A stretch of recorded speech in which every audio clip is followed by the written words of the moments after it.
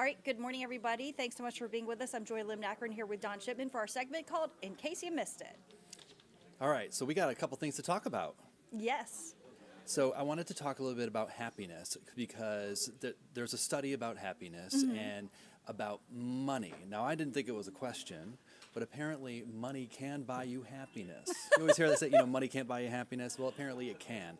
It all depends. There's a threshold, or at least researchers initially thought there was a threshold, and then after that, nothing. But listen to this. All right, so it refutes the popular theory in behavioral science research that people hit a happiness plateau after earning, say, around $100,000 per year. After that, researchers used to think that more money didn't necessarily make you more happy. What's the threshold again? Say it again. 100,000. Okay. Per year. Okay. Per year. But according to new findings, happiness apparently continues to go up well beyond the income, about $500,000, by the way. Okay, so the more money you get, the happier you're going to be. Which I think makes a lot of sense. I mean, Yes, it does make a lot of sense. I mean, not for the reasons we're all thinking. I think it basically takes maybe the stress off your shoulders. You know what I mean? Less you have to worry about. Maybe you don't have to worry about mowing the lawn. Maybe you can have someone actually do it for you. You can pay to have that done. Little things like that. I say little, but I mean that costs a lot of money. So the more money you make, Yeah, and then you can pay for your lavish vacations and your margaritas. You can go there too. Yeah. And all that. Anyway. Yes. I also want to talk about this because I don't know if you watched the morning show this morning. Atlanta News First at 8 o'clock, also ATL Live. We were talking about a brand new smokehouse barbecue. All right, let's take a look. We got some pictures. Yeah. Okay. Look at, this doesn't that look fantastic right there? So it's a brand new smokehouse slated to open in Doraville this coming Friday. They have a grand opening. It's called Jay's Smokehouse, and the owner is Jonetta Patton. Who is Jonetta Patton? We know her Usher's as mom. Usher's mom. You got that right. Yeah. She's actually teamed up with Chef Greg Dennis for all of this.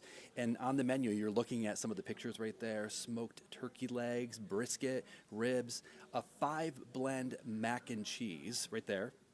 Right there is that. And then this is the thing that I thought was really cool because she says this is different than other barbecue places or smokehouses out there. She wanted to really stand out with this, so she is offering vegan options on the menu. Oh my gosh, Don.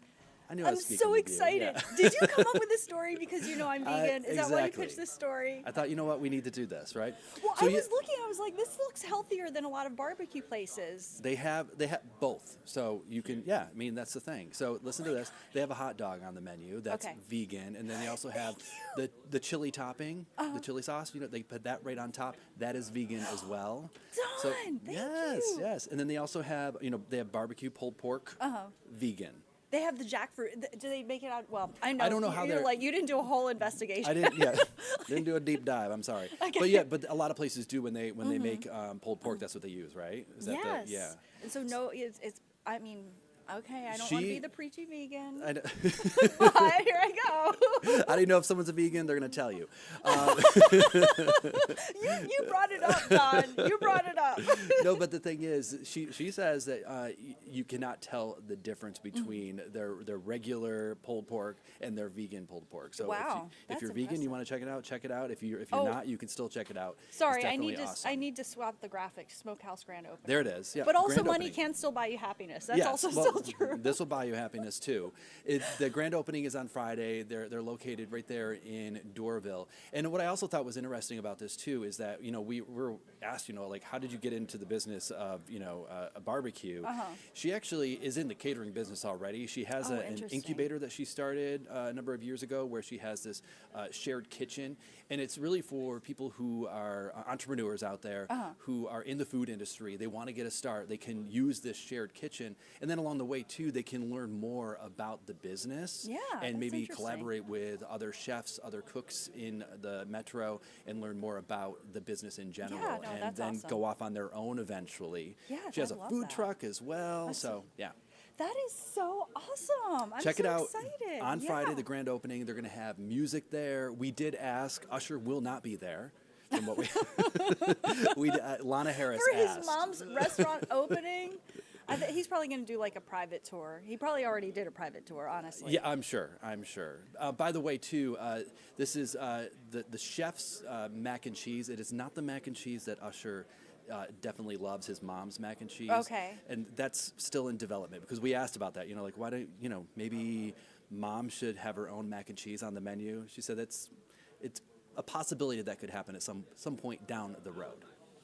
Interesting. Wow, Yeah. this is all good. I'm so excited for this. Yeah, I thought you would be. Well, thank you so much, Don. I so appreciate it. And Humphrey, my pet pig, is very excited about your vegan barbecue options. And my waistline, too. Right. Thank you so much. No problem. All right, let's talk about some career opportunity, career development. Maybe that's the word for it. So there is a new school and a new slate of opportunities in Fulton County. It's thanks to the Promise Career Institute. It's going to help train young people focused on entering the workforce right after graduating. And Atlanta News First reporter Blake Devine takes us inside. There's now a new option for students seeking an alternative education, creating careers, as the Promise Careers Institute opens its doors next week. Traditional schools, what they normally do is that they prepare students for college. This allows them to be able to explore other pathways. Arnold Best is setting up for the school year at the brand new Promise Career Institute. Certain organisms go through different stages of life. This fall, he'll have a new objective, teaching his students skills for future careers. Provides that opportunity for students to explore different things early on so they can make decisions as they move along. Principal Yolanda Bell says students will work towards their high school degrees at an accelerated pace. We are here in our amazing media center. They'll then focus on cybersecurity, media design, welding, automotive technology, and many more career fields. They do their 9 high school credits and then they become college students. So this school is going to be a combination of a high school and a college. Undergoing a $40 million renovation, the College Park campus has a modern look. It really has a look and a feel of being a college campus. After earning their diplomas, students should be able to join the workforce, earning upwards of $50,000 a year. We are preparing students to leave here with specific skills and certifications in high demand, high wage, high interest jobs. School will start here next Monday, August 5th, as over 350 students are enrolled here for the fall semester. Reporting in College Park, Blake Devine, Atlanta News First. Thanks so much to Blake for that report. You can read more about it on atlantanewsfirst.com. Okay, so speaking of teachers and education, teachers often do much more than just teach. They really impact lives in so many ways. And sometimes that impact is even felt as adults. Look at this. Atlanta News First reporter Sawyer Bussey has the story of a reunion to remember. They say people don't always remember you because of the things you do, that people remember you for the way you make them feel. They say those moments might be your legacy. For Ricky and Andrea, these words are true. This is 5th grade Ricky. He lived in poverty. He was shy. He didn't speak. I am Andrea Dowdy, and 24 years ago, I was Ricky Lattimore's 5th grade teacher. During that year, the lessons learned far exceeded the classroom. What she did for me was change my life. I was ashamed of how it looked. I was ashamed of how I dressed. I was ashamed of how I smelled. I was ashamed because I was bullied. I was picked on.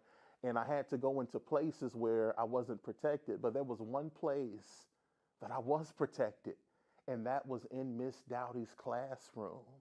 More than 2 decades later, the two met again at a teacher training. They both attended as teachers. They were scheduled to be in different places that day, but ended up being in the same room Miss Dowdy was presenting in. I broke out in tears, and my words started to break, and I said, you were my 5th grade teacher. You changed my life. I'm Ricky Lattimore. When he told me his first name, I instantly knew who he was. She was the same Miss Dowdy he knew as a child, the same woman who helped him speak, who taught him to hold his head up despite the realities of poverty. She held his face in her hands. Sometimes it takes one moment to fly back into the shoes of your younger self, to see with clarity what you couldn't see before. In Oxford, Georgia, Sawyer Bussey, Atlanta News First. What a beautiful reunion captured by our Sawyer Bussey. Much more on this and all of our top stories on atlantanewsfirst.com and our free mobile news app. Thanks for joining us.